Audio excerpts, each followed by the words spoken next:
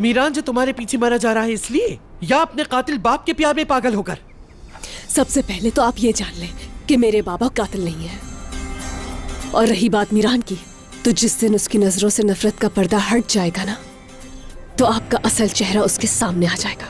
हाँ, वो जरूर पर्दे के पीछे छुपे चेहरे देखेगा। वो चेहरे किसके होंगे इसका फैसला भी सिर्फ वक्त ही करेगा। एक बात अच्छी तरह अपने जहन में बिठा लो, मीरान का दिल तुम्हारे इश्क में कितना भी पागल हो जाए, लेकिन फिर भी ना तो इस हवेली में काबिल कबूल हो तुम, और ना ही मेरे खानदान में।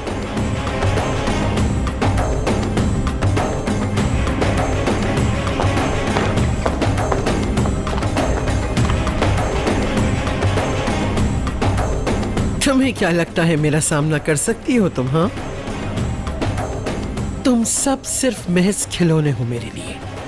ये मेरा खेल है, मैं सिर्फ देखूंगी, खेलोगे तुम लोग। और इस बात का बहुत जल्द अंदाजा हो जाएगा इंशाल्लाह।